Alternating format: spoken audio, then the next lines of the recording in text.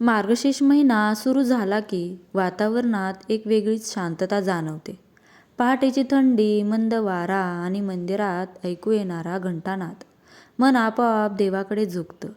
ही कथा आहे महाराष्ट्रातील एका छोट्या गावातील सामान्य पण श्रद्धाळू कुटुंबाची. ही कथा काल्पनिक नाही, तर खऱ्या आयुष्यात घडलेला अनुभव आहे. ज्यांनी हे प्रत्यक्ष अनुभवले आहे त्यांच्याच शब्दातून आपण ही कथा ऐकूया. गावाच्या कडेला राहणारे विठ्ठलराव देशमुख हे साधे शेतकरी. कुटुंबात पत्नी सावित्री, मुलगा आदित्य आणि मुलगी गौरी. काही वर्षापूर्वीपर्यंत त्यांचे आयुष्य नीट चालले होते. पण अचानक आलेल्या संकटांनी सगळेच चित्र बदलून गेले. शेतीवर मोठे नुकसान आणि कर्ज, पावसाचा दगा आणि त्यातच आदित्य खूप आजारी पडला. डॉक्टरांनी सांगितले ही उपचार दीर्घकाळ चालतील आणि खर्चही मोठा होईल. विठ्ठलराव खचले.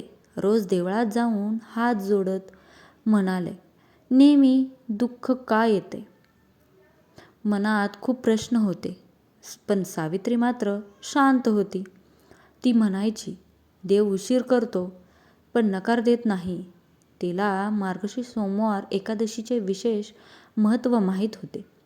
तिच्या आईने तिला ते सांगितले होते. या दिवशी मनापासून व्रत केल्यास विष्णू आणि लक्ष्मीची प्रत्यक्ष विशेष कृपा होते.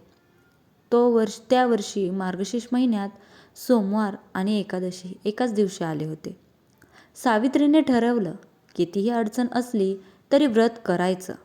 घरात अन्नधान्य कमी पण श्रद्धा भरपूर होती. पहाटे उठून तिने आंघोळ केली.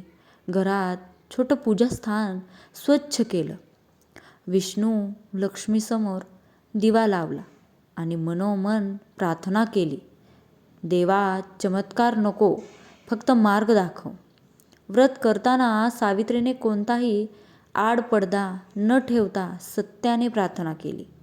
दिवसभर उपवास, संध्याकाळी हरिपाठ आणि रात्री विष्णू सहस्त्रनामाचे पठण. त्या रात्री सावित्रीला एक स्वप्न पडलं. उजेडात न्हालेला मार्ग आणि एका शांत स्वरात आवाज, धीर ठेव, प्रयत्न कर, मार्ग उघडेल. दुसऱ्या दिवशी सकाळी गावात बातमी पसरली. शेजारच्या तालुक्यातील सहकारी बँकेत शेतकऱ्यांसाठी नवीन योजना जाहीर झाली होती. विठ्ठलराव तेथे गेले. कागदपत्रे पूर्ण होती. फक्त एक हमीदार हवा होता. त्या दिवशीच गावातील एका जुन्या मित्राने, ज्यांच्याशी वर्षानुवर्षे संपर्क नव्हता, अचानक मदतीला हात पुढे केला. हमी मिळाली. कर्ज पुनर्रचना झाली. आदित्यच्या उपचारासाठी सावित्रीने देवाकडे एकच विनंती केली होती, औषधांना बळ दे. काही आठवड्यातच आदित्यची तब्येत सुधारू लागली. डॉक्टरही आश्चर्यचकित झाले. खर्च कमी पडला आणि उपचार यशस्वी झाले. इथेच कथा थांबत नाही. पुढील काही महिन्यात विठ्ठलरावांच्या शेतात अपेक्षेपेक्षा चांगले उत्पादन आले. बाजारभावही चांगला मिळाला. कर्जाचा मोठा भाग फेडला गेला. घरात हसू परतले. सावित्रीने मात्र कधी हे स्वतःच्या नावावर घेतले नाही. ती नेहमी म्हणायची, श्रद्धा म्हणजे मागणं नाही, स्वीकारणं आहे. पुढच्या वर्षीही मार्गशीर्ष सोमवार एकादशी आली. यावेळी सावित्रीने व्रत केलं, पण मागणी काहीच केली नाही.